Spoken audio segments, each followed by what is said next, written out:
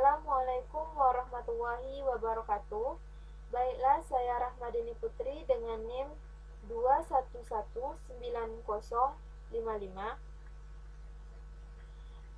Di kesempatan kali ini, saya akan menjawab soal manajemen untuk persyaratan UAS. Soal pertama, pendidikan di Indonesia terkesan lebih mengedepankan teoritis daripada aplikatif. Dampaknya, peserta didik lebih banyak menghafal materi saja.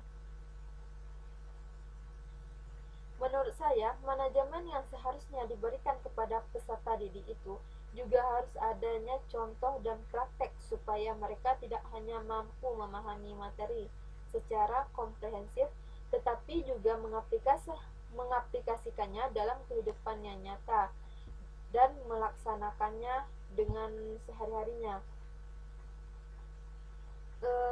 Lanjut yang kedua, kualitas pendidikan di Indonesia masih belum merata. Penyebabnya menurut saya terjadinya hal yang seperti itu karena kurang efektifnya pemerintah terhadap persoalan pendidik, seperti kurangnya pendidik atau kurangnya seseorang guru yang mengajar. Lanjut soal yang ketiga, gambarkan dengan konsep berpikir progresif dan inovatif tentang hubungan lembaga pendidikan dengan masyarakat, sehingga pendidikan di Indonesia berperan penting dalam penghasilan sumber daya manusia yang berkualitas terhadap pembangunan dan kemajuan bangsa. Menurut saya, hubungan itu untuk meningkatkan keterlibatan, kepedulian, hubungan agar mendapatkan efisien dan efektivitas dari masyarakat, terutama terbentuknya moral dan juga menjalin kerjasama secara kerjasama untuk saling bertanggung jawab terhadap kemajuan pendidikan.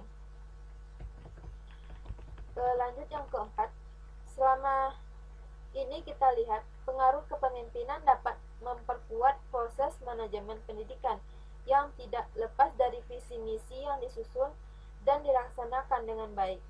Namun ternyata ada juga seseorang pemimpin tidak memadukan visi misinya, hanya mengandalkan kekuatan kepemimpinannya saja, tetapi berhasil dalam mewujudkan manajemen pendidikan yang bagus.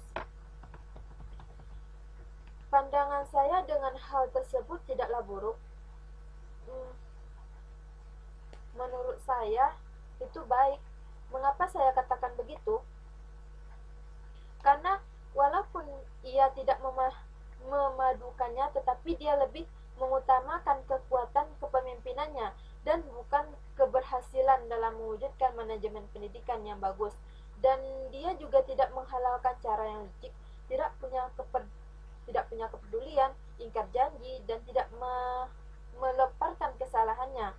Namun dia malah mengutamakan jiwa kepemimpinannya, karena sejatinya keberhasilan kepemimpinan seorang pemimpin sangat berpengaruh besar dalam suatu manajemen pendidikan.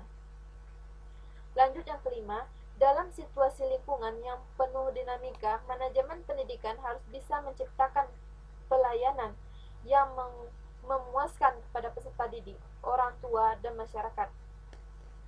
Lalu, bagaimana kondisi pendidikan sekarang yang mengharuskan kegiatan belajar daring, dan masalah utamanya adalah kesulitan mendapatkan sinyal.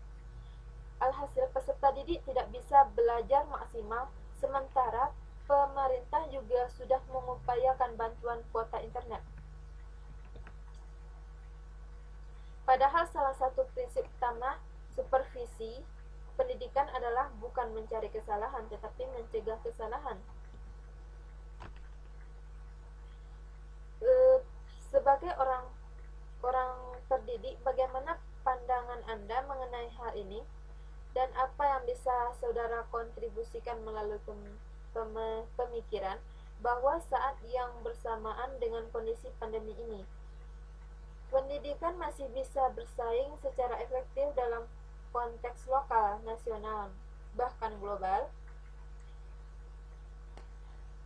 Sebagai orang terdidik, menurut saya susahnya mendapatkan sinyal itu, kita bisa mencoba mencari di daerah sekitar kampung kita yang sedikit bagus jaringan internetnya, agar kita bisa mengikuti belajar daring kita ini. Selain itu, kita juga bisa tinggal di kos yang sinyal internetnya bagus, atau tinggal bersama saudara kita yang jaringannya juga bagus. Sekian jawaban dari saya. Wassalamualaikum warahmatullahi wabarakatuh.